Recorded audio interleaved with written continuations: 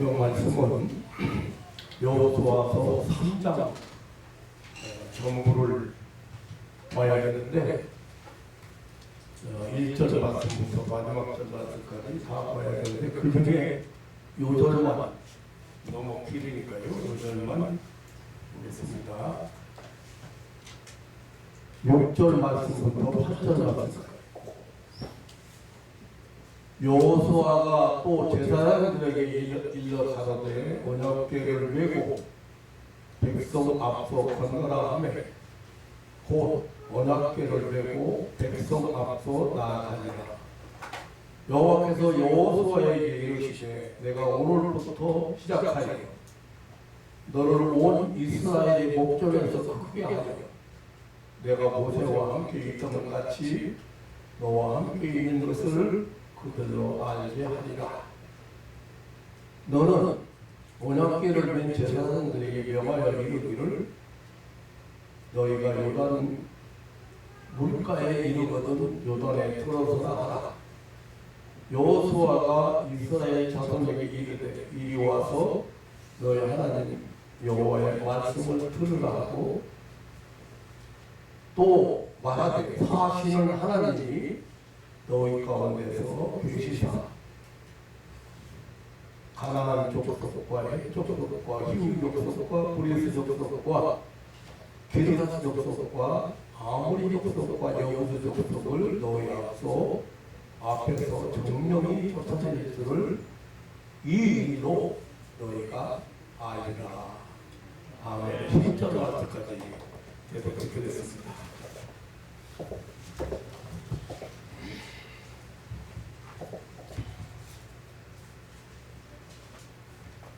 노고와 산성에서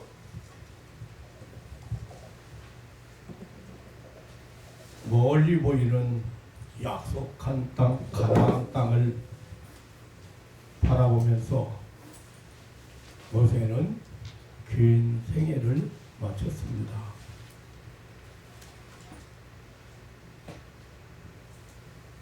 지도자 위대한 이스라엘 백성들은 위대한 지도자를 잃은 슬픔과 함께 다시 가나안 행군이 시작되었습니다. 참으로 지금까지 모세를 통해서 여호와 하나님의 인도하심을 한마디로 기적의 역사였습니다. 애굽 왕 바로 앞에서 행하던 10가지 재앙, 애굽 고센 땅에서 이루어진 6월절 역사, 애굽 천지에 들리는 곡성과 함께 사망의 땅에서 나온 해방의 역사, 푸른 파도가 넘실대는 홍해 육지같이 건넜던 기적의 역사, 목말라 애태우는 백성들에게 시원한 샘물을 제공하던 누비즘의 반석의 샘물, 만나를 내려서 광야 생활 동안 식생활을 풍족하게 하신, 그리고 건강을 위해서 단백질 보충을 위해서 메추라기 뜰을 날려보내셨던 일, 캄캄한 밤에는 불기둥으로 자결하는 태양빛 아래서는 구름기둥으로 인도함을 받던 일 등 그야말로 기적 속의 광야 행진이었습니다. 참으로 거룩하고 찬란한 절대자 하나님의 인도였습니다. 참으로 신기하고 놀라운 기적의 교회, 광야 교회였습니다. 기이한 능력의 역사가 연속된 행진이었습니다. 과연 여호와 하나님께서 행하신 대사였습니다. 이제 저들이 이렇게도 그렇게도 소원하던 약속의 땅 가나안 복지의 입국을 눈앞에 두고 있습니다. 오등강 저편에 기름진 가나안 땅이 펼쳐져 있습니다. 그러나 선민 이스라엘의 이 가나안 행진의 영도자였던 모세는 이제 모든 사람이 가는, 세상 사람들이 가는 길을 떠났습니다. 하나님의 부름 앞에 그렇게도 고대하던 약속의 땅을 눈앞에 두고 발로 보지 못한 채 세상을 떠났습니다. 이 모세의 죽음으로 이스라엘 백성들은 통곡했습니다. 그러나 울고만 있을 수는 없었습니다. 앞으로 남은 이들을 위해서 반드시 치러야 될 일들을 위해서 저들은 흘러내리는 눈물을 거두라고 재촉을 했습니다.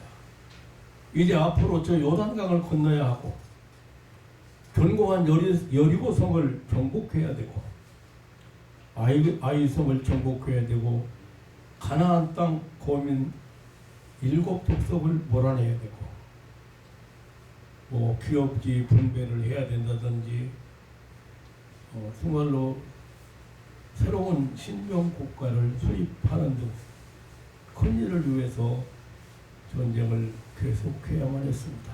전진을 계속해야만 했습니다. 하나님은 모세의 뒤를 이어서 여호수아를 지도자로 세우셨습니다. 저희들은 이 새로운 지도자 여호수아의 지휘 아래 요단강변 시딤에 도착했습니다. 저들은 여기서 이 새로운 역사를 만나고 치르기 위해서 준비를 해야 했습니다. 이제 앞으로 전진하기 위해서 준비를 해야 했습니다. 요단강 건너고 여리고성을 함락시키고 가나안 7 족속을 쫓아내야 되는 큰 과제를 안고 있었습니다. 이제 머물 수는 없었습니다. 저들은 이제 앞으로 나아가야만 했습니다. 저 보이는 가나안 땅은 하나님의 약속하신 땅이요, 그 땅을 향하여 지금까지 왔기 때문에 그 땅을 목표로 해서 지금까지 여기 요단강변까지 왔기 때문에 저들은 전진만 해야 했습니다. 하나님은 이들에게 앞으로 나아가라고 했습니다. 법궤를 앞세우고 그 법궤의 뒤를 따르라고 하셨습니다. 저들의 눈앞에는 푸른 물이 넘실대는 요단강이 가로막고 있었습니다. 이제 앞으로 닥칠 여러 가지 장애물들, 여리고성이라든지 아이성이라든지 그리고 장대한 7 족속 그 가나안 땅에 거하고 있는 이 7 족속을 전멸하는 그런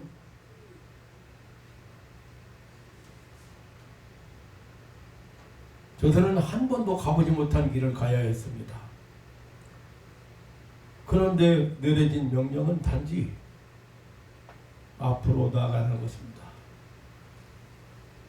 법궤를 따라가라는 것입니다.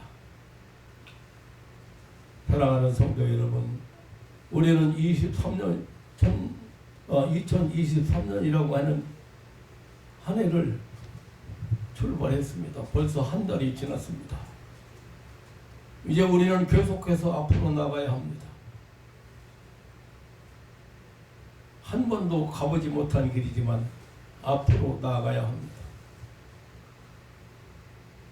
그런데 하나님은 이스라엘 백성들에게 단지 법궤를 앞세우고 그 뒤를 따르라. 여기 이제 이 법궤는 언약궤라고도 하는데요. 이 법궤는 광야 생활 동안에 모셔놨던 지성소라고는 하나님의 임재를 상징하는 지성소에 그 성막에 그 성소와 지성소가 있는데 그 그 지성소에 모셔놨던 십계명이 담겨져 있고, 그리고 그 이스라엘 백성들에게 40년간 하늘에서 내려주셨던 광야의 식량 만나 항아리가 들어있고 아론의 지팡이가 들어있는 그런 궤입니다. 제가 궤 모양을 찾아놓고 여러분들에게 보여드리려고 찾아놓고 안 가지고 나왔네요. 그런데 이 궤를 따라가라. 오늘 3절과 4절에 보면 너희는 레위 사람 제사장들이 너희 하나님 여호와 언약궤를 매는 것을 보거든 너희 곳을 떠나 그 뒤를 쫓으라고 했습니다. 지금 요단강변에 그 보리를 거둘 시기에 강물이 넘치는 우기에 출렁이는 강을 앞에 눈에 강물을 앞에 두고 있는데 그 강을 건너기 위해서 우선 배를 만들거나 뗏목이라도 만들거나 어쨌든 어떤 그 요단강을 건너야 될 거 아닙니까? 그런데 그런 지시를 안 하시고 그리고 앞으로 여리고성 점령이라든가 그 안에 살고 있는 그 굉장한 힘이 센 전투를 잘하는 그런 일곱 족속과 싸움이라든가 일곱 족속을 전멸시켜야 되는데 그 땅을 차지하기 위해서는 이 진짜 치열한 싸움이 필요한데 어떤 전술 전략을 그렇게 하나님께서 세우라고 하지 않고 아니 법궤를 메고 대제사장들은 법궤를 메는 것을 보거든 뒤를 따르라. 지금 이스라엘 백성들이 애굽에서 나왔을 때는 60만 명을 헤아린다 했어요. 근데 애굽에서 나오던 사람들은 거의 광야 40년 동안에 아마 거의 죽었고 제2세대들이거든요. 근데 인원은 정확하지 않습니다만은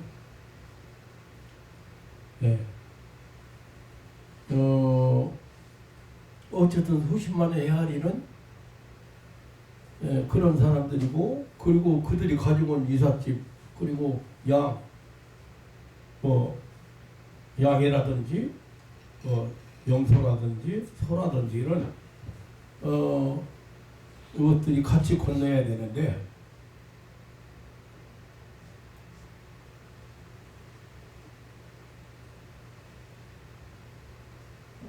그 준비를 하나님께서 그 어려운 준비하라고 하지 않고 법궤가 레위 족속이 이제 그 제사장 족속이잖아요.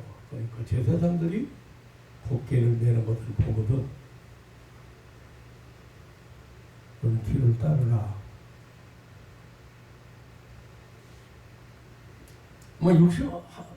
나는 참 하나님의 이게 바로 하나님의 은혜거든요. 그 수십만이 강을 건너기 위해서 만약에 뒷목이나 배나 이런 거 준비하라고 했다면 아니 어디서 자료를 준비할 것이며 얼마 동안 며칠 기간은 얼마 걸릴 것이며 그러는 동안에 소문이 나서 그러면 일곱 족속이나 그 주변에 있는 다른 족속들이 가만히 있겠는가. 그런데 만약에 다른 방법을 취하겠으면은 나는 절대 불가능하다고 생각하거든요. 근데 그 절대 불가능하기 때문에 하나님께서 그런 것을 시키지 아니하시고 법궤를 메고 가고 그리고 법궤를 뒤를 따라서 가라.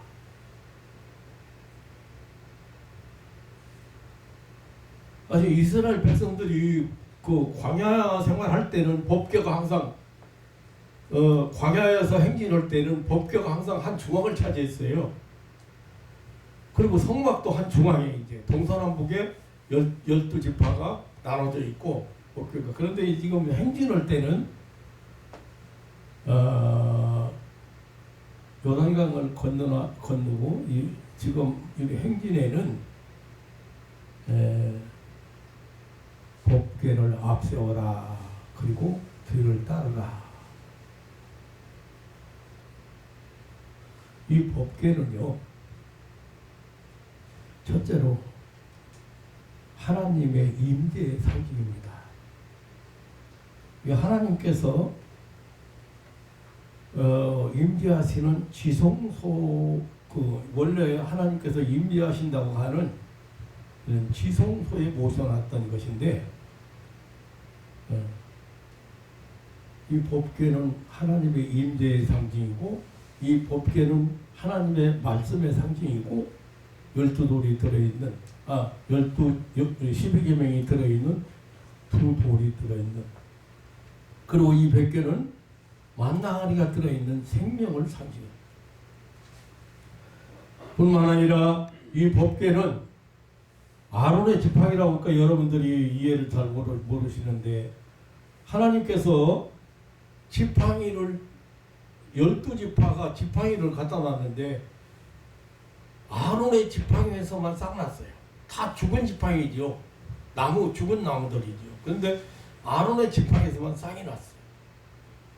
제사장 족속, 레위 족속, 아론의 지팡이에서. 그래서 부활을 상징합니다. 이 법궤는 하나님의 임재하심, 하나님의 동행하심을 상징하고, 신약에 있어서 이 땅에 오신 예수님의 모형이기도 합니다. 이 법궤 속에는 이스라엘 백성이 살아가야 될 생활의 지침인 십계명이 새겨진 두 돌판이 들어있습니다.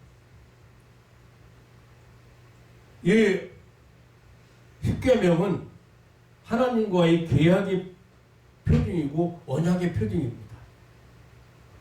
그러므로 이 법궤를 앞세운다는 말은 가나안 땅을 약속하신 하나님의 그 신실한 약속을 소망하는 행동입니다. 애굽을 떠나라고 하신 그 하나님의 신실한 약속을 굳게 믿고 따르는 태도입니다.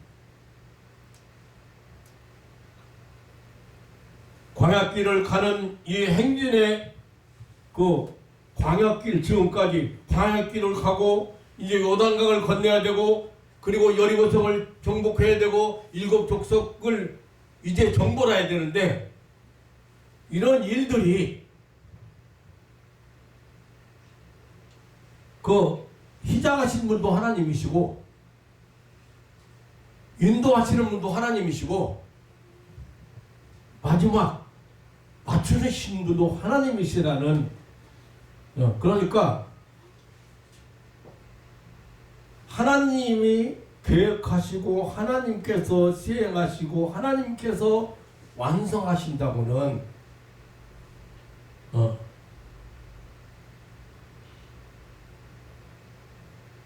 하나님의 절대 주권에 의해서 가나안 땅을, 약속한 가나안 땅을 주신다고 하는, 그게 바로 이 법궤를 앞세우는, 신실하신 하나님께서 이 십계명을 주신 하나님께서 광야 행진에 책임을 지시고 있다는 근본적인 뜻입니다. 저들은 하나님의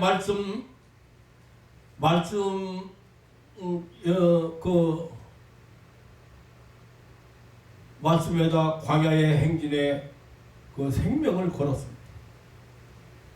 하나님의 말씀은 길의 안내자입니다. 오늘 본문 4절에 그리하면 너희 행할 길을 알리리니 이전에 너희가 이 길을 지나보지 못했음이라고 했습니다. 그 말씀은 바로 개척자입니다. 아브라함은 그에게 임한 이 말씀 앞에 그의 걸음을 맡겼습니다. 창세기 22장 4절에 보면 이에 아브라함이 여호와의 말씀을 쫓아갔고라 하겠습니다.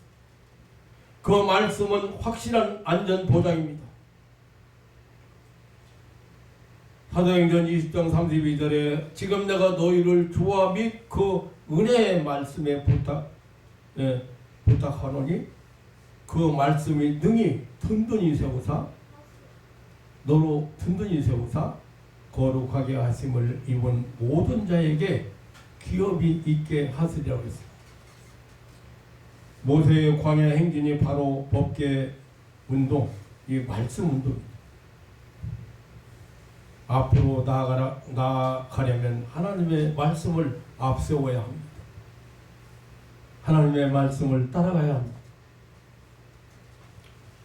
저들의 뒤를 쫓으라고 하신, 뒤를 따라가라고 하신 이 법궤는 양식의 상징입니다. 다시 말하면 생명의 상징입니다.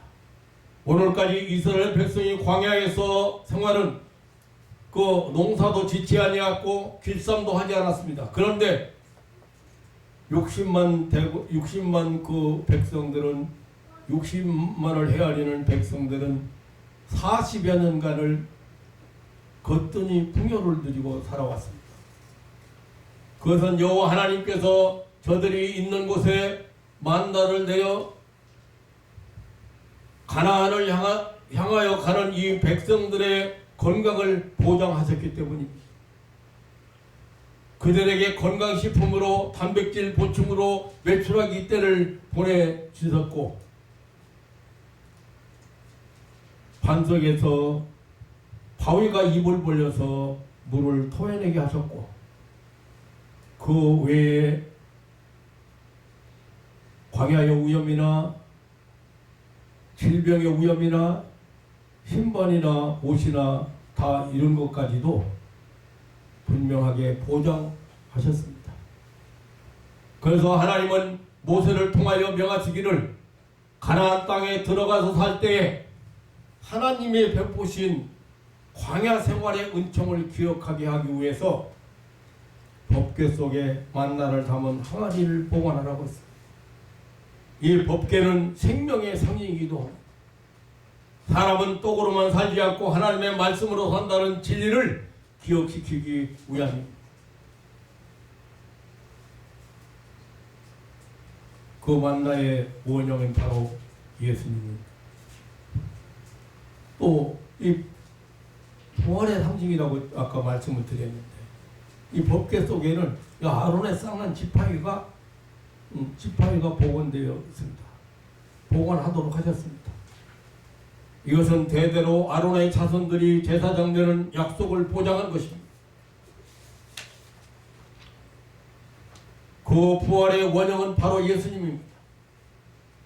다시 말하면 저들이 요단강을 건너기 위하여 앞으로 전진하기 위하여 단 한 가지 해야 될 일은 법궤를 앞세우고 따라가는 일이었습니다.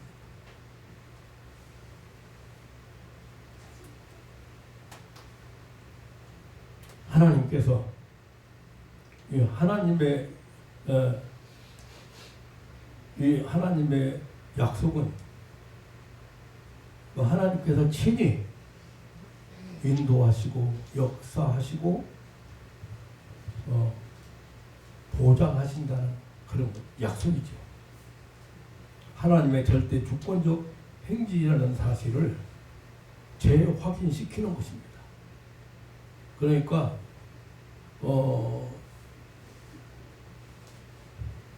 하나님께서 보장하신다는 사실을 믿고 따르라는 것.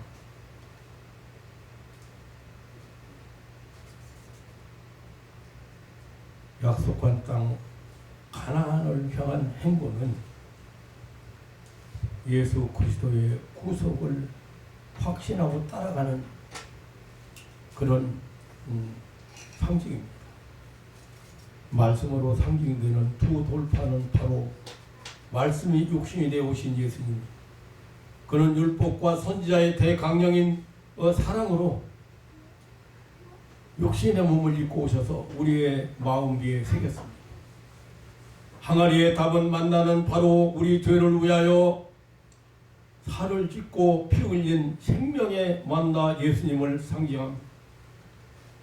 십자가에 돌아가신 생명의 주를 상징합니다. 아론의 쌍난 지팡이는 무덤에서 다시 부활하여 우리의 영원한 대제사장이 되실 예수님의 상징입니다. 그렇다면 저들이 요단강을 건너고 가나안을 향하여 가는 이 큰일을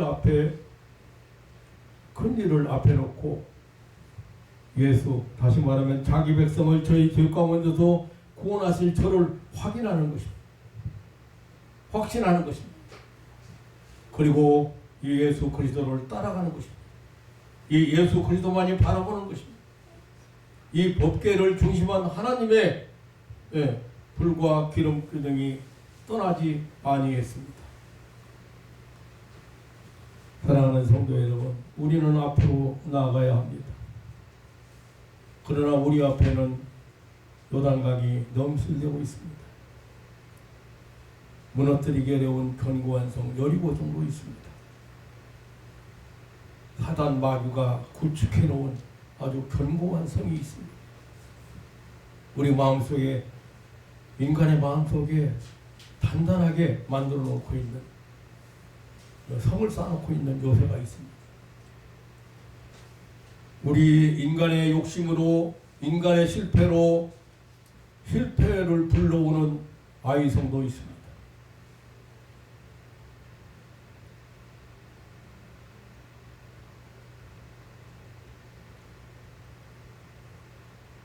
우리의 땅을 차지하고 강력하게 저항하는 그런 일곱 족속이 있습니다. 우리의 대적마귀가 있습니다. 우리가 앞으로 나아가기 위해서는 반드시 법궤를 앞세워야 됩니다. 다시 말하면 말씀을 따라가야, 예수 그리스도를 앞세우는 일을 해야 합니다. 그리고 그 뒤를 따를 자세를 취해야 됩니다. 예수 그리스도를 앞세우고 요단강을 밟는 자세가 필요한 시대입니다. 그럴 때 하나님의 영이 함께할 것입니다. 하나님의 성령의 역사가 떠나지 않을 것입니다.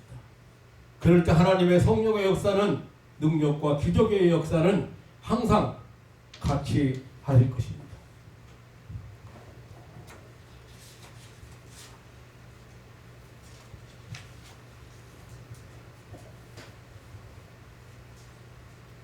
오늘 본문 6절에 여호수아가 온 제사장들에게 일러 가로되 언약궤를 메고 백성 앞서 건너라고 하매 곧 언약궤를 메고 백성 앞서 나아가니라고 했습니다. 14절에 제사장들은 언약궤를 메고 백성 앞에서 행하니라고 했습니다. 15절에 궤를 맨 자들이 요단강의 이름에 궤를 맨 제사장들이 발이 물가에 잠기자라고 했습니다. 참으로 위대한 여호수아의 명령이요, 그 명령을 따르는 지체 없는 믿음의 결단입니다. 이렇게 지도자의 확실한 신앙 행위는 항상 백성들에게 안도감을 줍니다. 지도자의 분명한 그 행위는 그것이 곧 역사적인 행동이 되고 또 민중에게 의욕을 가져오는 것입니다. 지도자의 우수한 선견적 그런 판단이나 그런 분별력은 안전한 새 역사를 창조해내는 것입니다.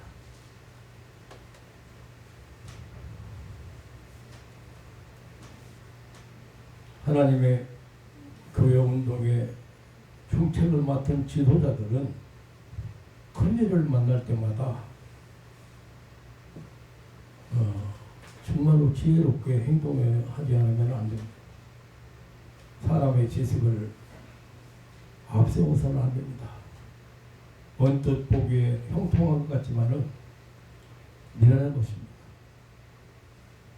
오직 임하는 하나님 말씀 앞에서만 전폭적으로 신뢰와 소망을 걸고 민족 앞에서 신앙적인 용단으로 먼저 솔선수범해야 하겠습니다. 요단강 물에 발을 잠그는 것이 미련한 일 같고 죽는 일 같지만은 그 신앙적인 결단의 그 행동이야말로 기적의 응답을 보는 생명의 순간입니다. 오늘 법궤를 어깨에 메고 요단을 발로 밟는 신앙적인 결단이 있어야 하리라고 생각됩니다. 저는 지난 주일에 집사님이 어느 집사님이 지금 한국에 일어나고 있는 어떤 전도사의 그 사역을 한번 목사님 시간 있으면 한번 보세요. 그래서 제가 그 집회 현황을 제가 한번 봤습니다. 깜짝 놀랐어요.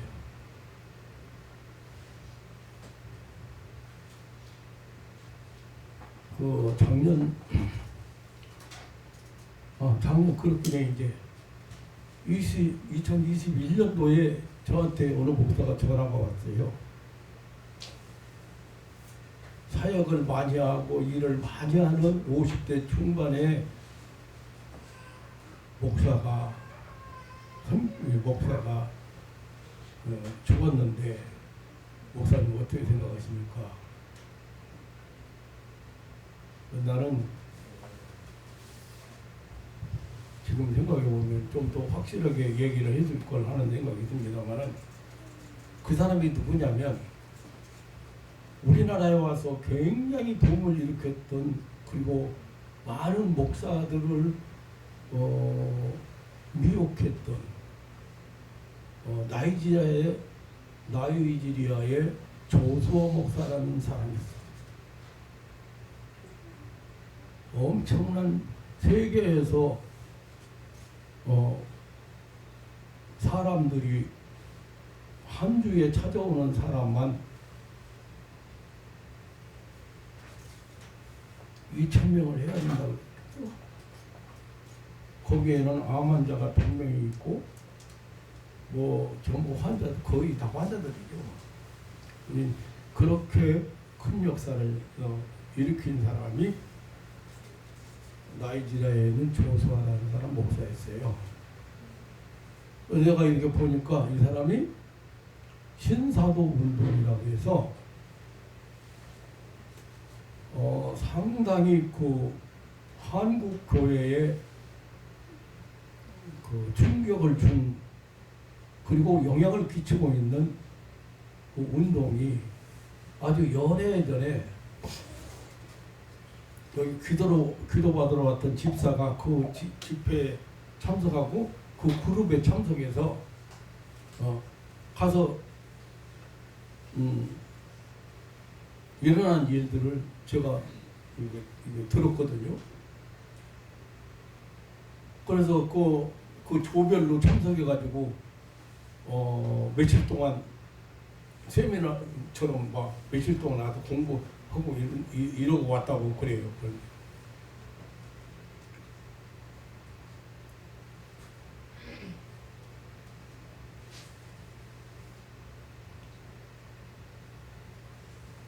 그런데 이 21년도에 이 엄청나게 세계적으로 충격을 주었던 조수아 목사가 죽었어요. 그 나한테 이제 질문 온 거예요. 그 지금 생각하니까 이제 그 따라다니던 목사인데 갑자기 목사가 죽으니까 이제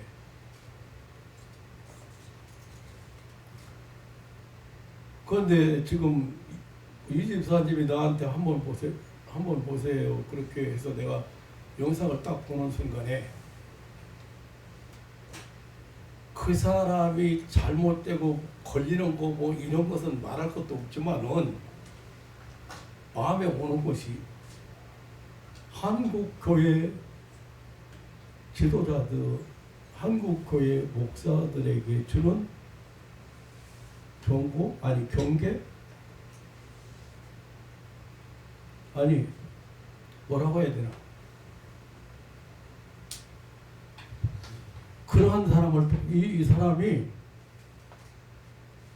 신학도 아는 사람인데 내가 보니까 그 조수아 목사나 그 신사도 운동에 영향을 그 밑에서 이제 자란 사람이, 그 밑에서 배운 사람 말하자면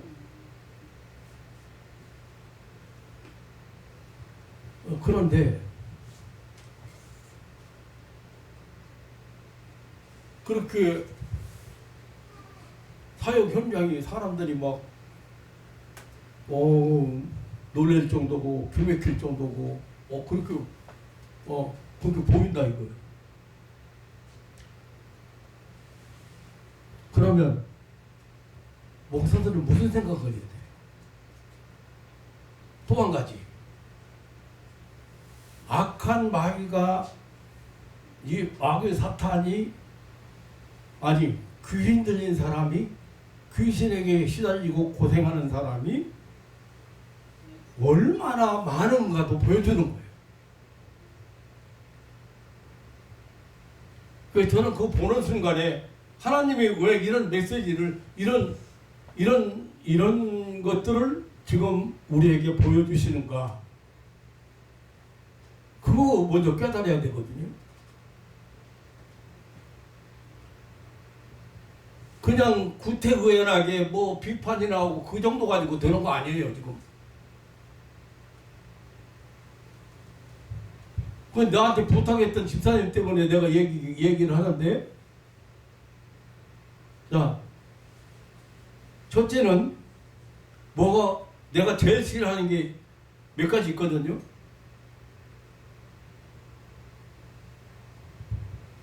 그 집회 현황을 이렇게 딱 봤어요. 봤는데 제일 싫어하는 게 음성을, 하나님의 음성을 들었다는, 하나님의 음성을 들어서 어디로 가고 뭐 브라질 가고 어디로 가고 뭐 세계를 돌아다니고 하나님의 음성을 들었다는,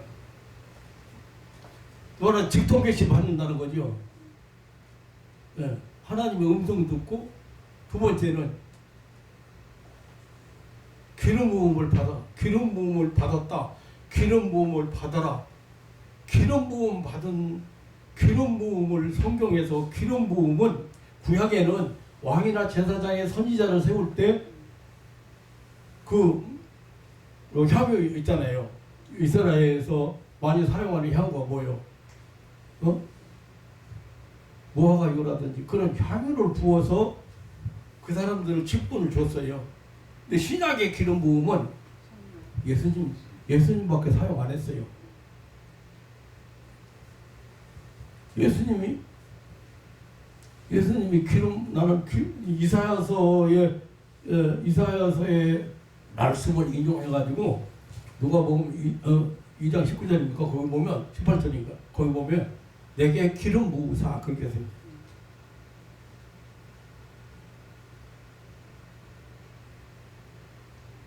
한두 구절 나오거든요.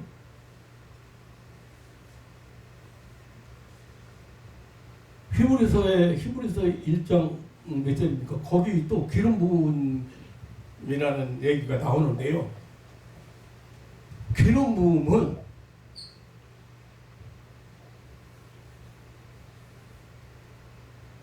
성령의 역사를 의미하고, 성령께서 신약 성도들에게 성령께서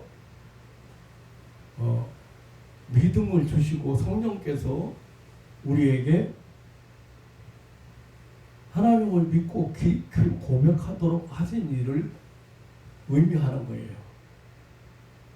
예수님에게만 사용한 얘기거든요. 그런데 기름 부음을 받았다, 그리고 기름 부음을 받아라, 이런 기름 부음이 내가 굉장히 싫어하는 얘기거든요.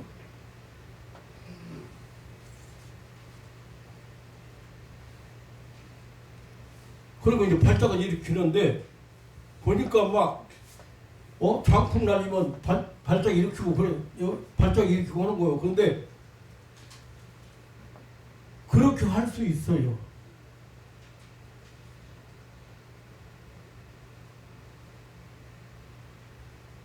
최면술도 그렇게도 할 수 있고 마귀도 그렇게 할 수 있고 그렇게 할 수 있어요. 그게 문제가 아니에요. 그런데 그 발작을 일으키는 사람들이 치료받는 사람이 몇 명일까? 제가 이 치유사역을 수십 년 하면서 느낀 것이 한 가지가 뭐냐면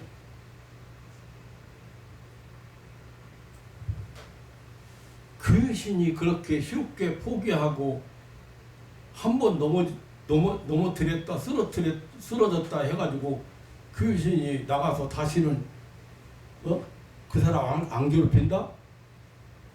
몇 명이 치료받을 것 같아요.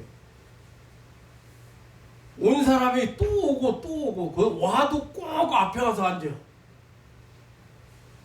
그래서 앞에 사람만 역사가 일어나. 옛날에 홍 집사가 거기 굉장히 많이 쫓아다녔거든요. 그런 집회에.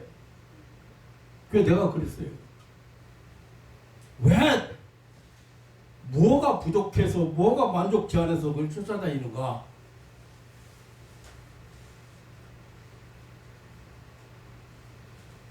거기 상습적으로 넘어지는 사람은 넘어지지 않냐? 그렇게 오래 다니면 한 달, 두 달 다녀봤으면 알 거 아니야. 맨날 그 사람 반복 쓰러진다 이거야. 왜? 나섰으면 또 쓰러질 이유가 없잖아요. 그리고 저도 처음 사역 시작했을 때 발작 일으키는 사람 우리 고모 아들이에요. 연락받고 갔어요. 제가 인천까지 갔는데 그때는 진짜 손 안 댔어요.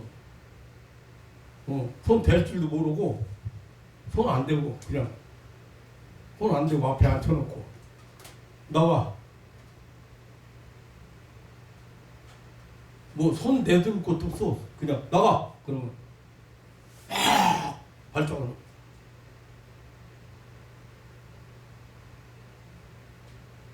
젊은 사람인데 고함 지르고 막 입에서 피가 쏟을 정도로 고함 지르고 그래도 안 나가요. 나가! 또 나가. 나중에서 쓰러져요. 근데 그렇다고 해서 그건 쓰러졌으면 끝나는 거야. 귀신이 얼마나 집요한 놈인데 얼마나 끈질긴 놈인데 영적 싸움은 그렇게 해서 되는 게 아니에요.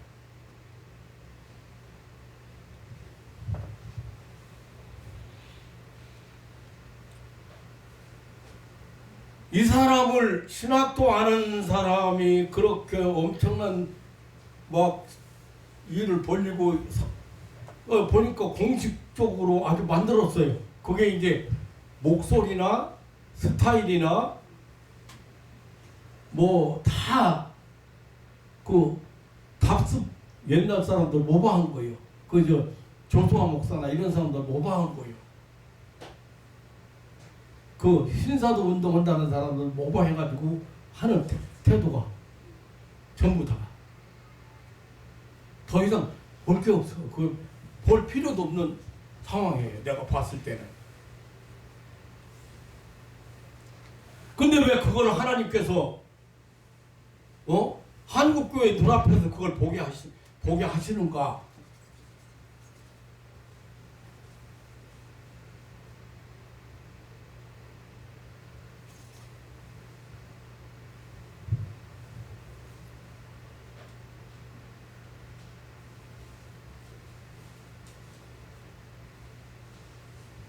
아무리 변명을 하려도 변명할 수 없는 게 있습니다.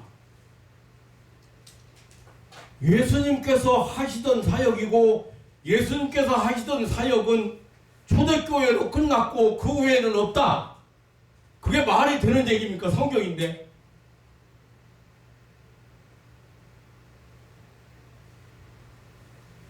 성경이 성경의 말씀을 따라간다는 얘기는 성경 말씀대로 우리가 행하는 거예요.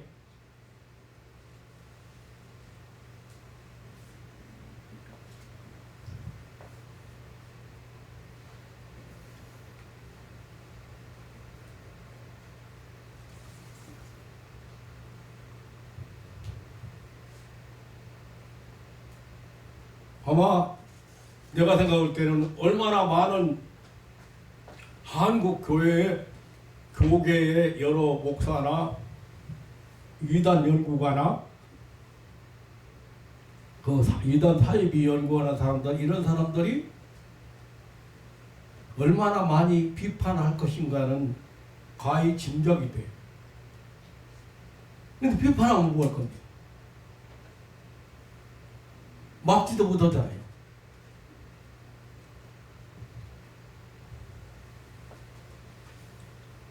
왜 내가 이런 말씀을 하냐면, 법궤를 메고 요단을 발로 밟는 그런 신앙적인 결단이 있어요. 제사장들은 법궤를 메고 말씀 따라서 요단 강물을 밟았어요. 그때 강물이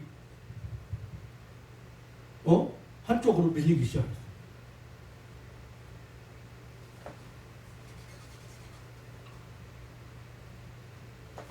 그런데 한국어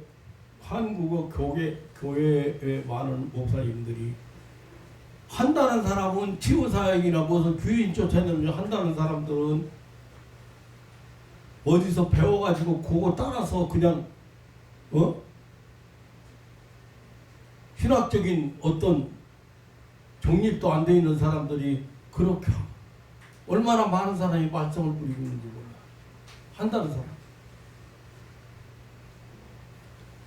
이 조성화 목사가 이제 처음 와서 집회했을 때 있잖아요. 헌금 이제 많은 사람들 모아놓고 헌금 가져온 사람 손들어 있어요. 손들어요. 그러면 전혀 헌금을 안 넣는다고 했거든. 헌금 안 넣는다고. 그건 손들었어요. 이 헌금은 가난한 사람들, 없는 사람들을 위해서 쓰도록 하고, 헌금을 안 넣었으면 안 해야 될 거 아니에요. 다시 다 헌금 내고. 목사들 회비를 30만에서 100만원 거기 집회에 참석하는데, 조수아 목사가 했는지 그거 추진하는 밑에 사람들이 했는지는 모르지만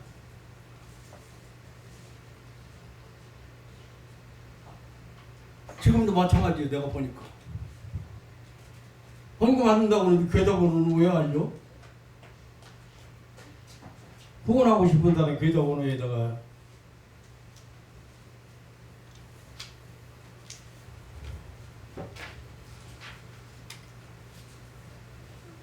근데 그 사람이 지금 외치는 것이나 방법이나 이런 거 하나하나 마음에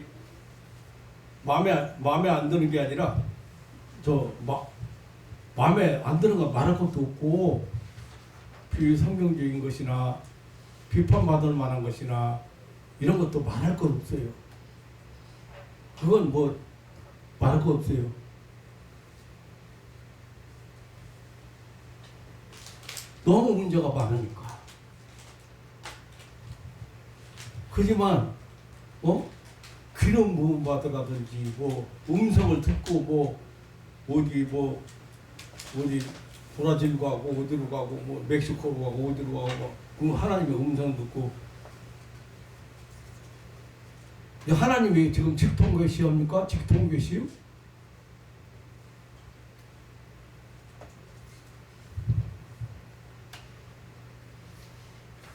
신학을 하는 사람이니까 그 말씀 전하는 건 그건 따질 필요도 없어요. 그런데 이 가짜백일수록요 뭘 많이 강조하느냐면 원래 2단일수록 앞에서 태극기 세워놨어요. 나라 이름, 자기는 아주 애국자라고 태극기도 걸어놓고, 이 4입일수록 애국가 부르고. 그런데 이 사람이 예수 왕이라는 말을 엄청 잘해요. 그래서 마귀들한테는 진짜 통할 수 있는 얘기죠. 아니, 마귀는 그거 모릅니까? 그런데 다 알죠. 그런데 예수 왕, 그리고 헌신을 강조하는, 헌신 충성을 강조하는 거. 그 가정 살림 못할 거고.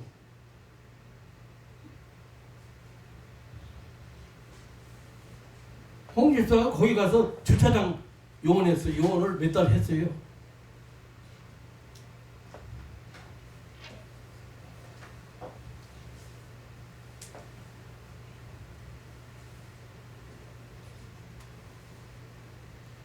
전부 근데 가볼 필요 없이 그냥 조금만 봐도 분별이 되는 거잖아요. 자, 오늘 성령 받아라! 성령을 자기가 받으라고 해서 받고, 또 성령 한번 생각해 보세요. 요 홍집에서 따라다니는데 내가 어떤 일가 하고 제가 여기 그 영상 시드 한 장 구에다가 한번 봤어요.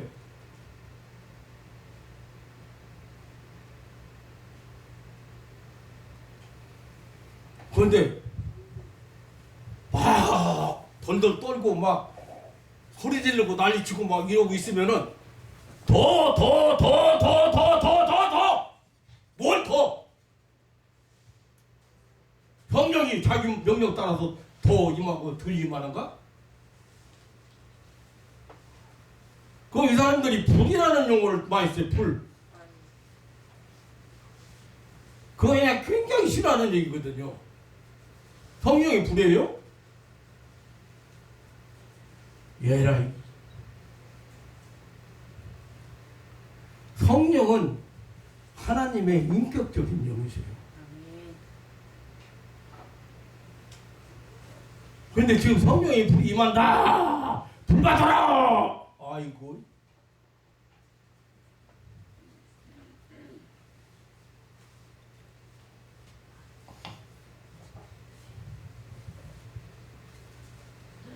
다 옮기지도 못하겠습니다. 하도 귀막해서. 그런데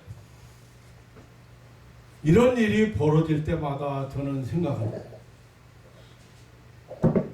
현대 교회가 예수님께서 명하신 사역을 안고 있잖아요. 못하고 있잖아요.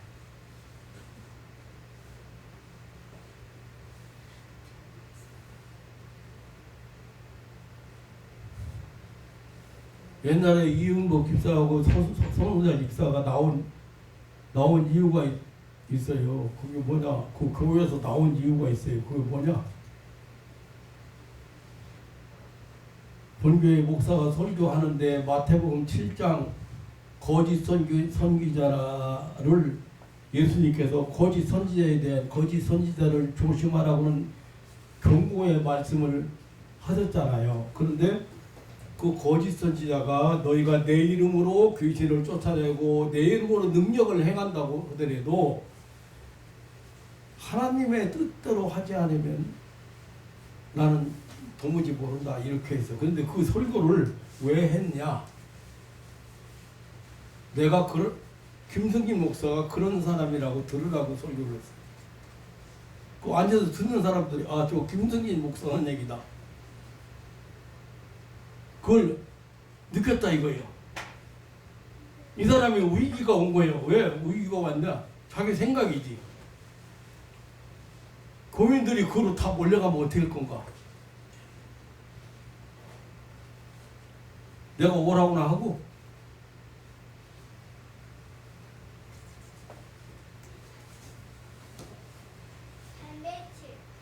자기들은 은혜 받고 그 밑에서 문제 해결부 그 밑에서 은혜 받았는데 그 목사한테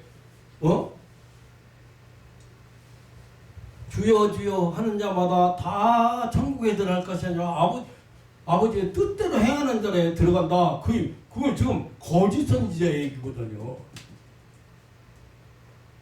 그런데 거짓 선지자도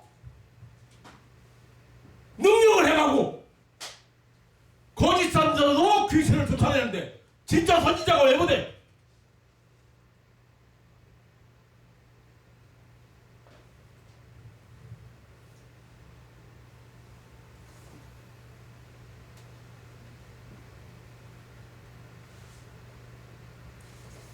거슬리는 것이 너무 많으니까 그건 제가 끝까지 봤어요. 끝까지 봤어요. 마지막 어떻게 나 쓰러졌던 사람도 어떻게 나 가만 봤어요.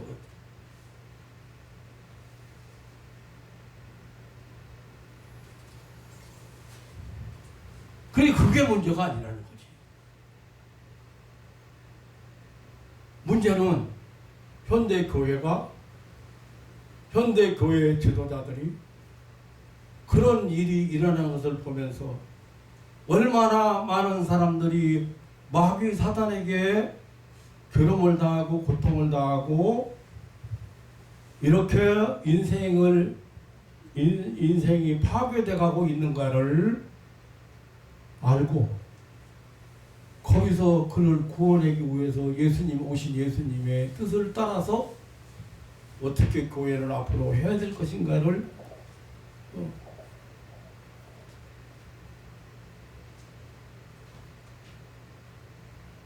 생각해야 될 거 아니에요.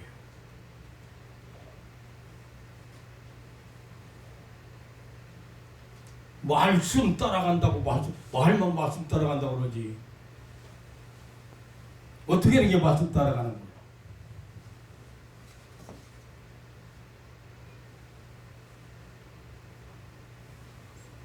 제사장들은 이 법궤를 어깨에 메고 요단강을 발로 밟는 신앙적인 결단이 오늘 또 있어야 할 겁니다. 백성들은 믿고 뒤를 따랐습니다. 3절에 그 뒤를 쫓아가는 유사들의 분부를 받았습니다. 9절에 여호수아가 전해주는 승리의 예보를 들었습니다. 10절에 사신은 하나님께 소망을 걸었습니다. 14절에 백성들이 요단을 건너려고 자기 장막을 떠날 때라고 했습니다. 16절에 백성이 여리고 앞으로 바로 건너서라 했습니다. 17절에는 온 이스라엘 백성은 마른 땅으로 행하여 요단을 건너리라 했습니다. 4장 1절에는 온 백성이 요단강을 건너기를 마침해라고 했습니다. 완전히 요단강을 건너는 기적이 일어났습니다. 백성과 지도자는 이 풍요한 기적을 영적으로 또 피부적으로 모두 생생하게 체험했습니다. 여러분 얼마나 통쾌한 행진입니까? 이전에 지나보지 못한 길입니다. 평생에 처음 가는 길입니다. 그런데도 익숙한 길을 가는 것보다 더 쉽게 나아갔습니다. 이것이 바로 하나님의 은혜, 이것이 바로 하나님의 사랑의 역사입니다. 그것이 순종의 역사입니다. 법궤만을 앞세우고 가는 길입니다. 지도자의 순종, 백성들이 믿고 따름, 놀라운 은혜의 세계를 체험하는 것입니다. 사랑하는 성도 여러분, 요단강을 건너는 일은 하나님의 방법이요, 하나님의 계획이요, 하나님의 은혜의 역사입니다. 여기에 인간의 방법이나 인간의 이성이 가미되면 안 됩니다.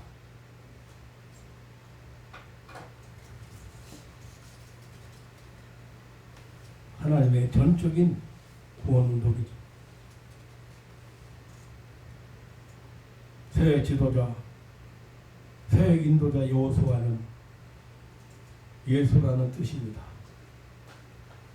그러므로 여호수아가 일으킨 이 놀라운 역사는 바로 구원의 역사예요. 이것은 곧 법계 운동이요, 말씀 운동이요, 신앙적인 결단 운동이요, 믿고 따르는 신종의 운동입니다.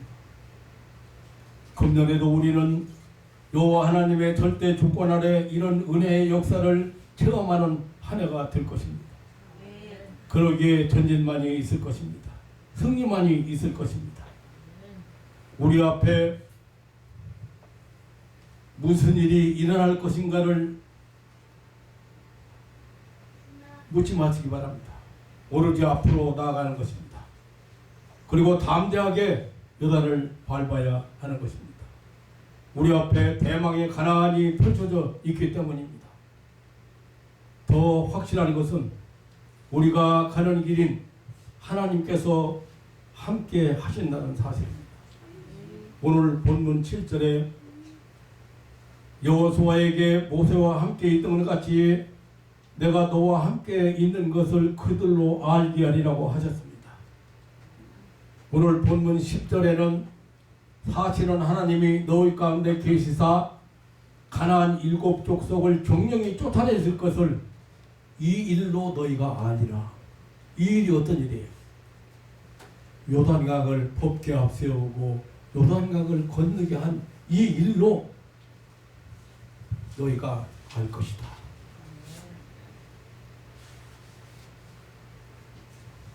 가나안 땅에 거하는 7 족속은 마귀 사탄을 상징합니다. 여러분들 앞길에 웅크리고 있어요.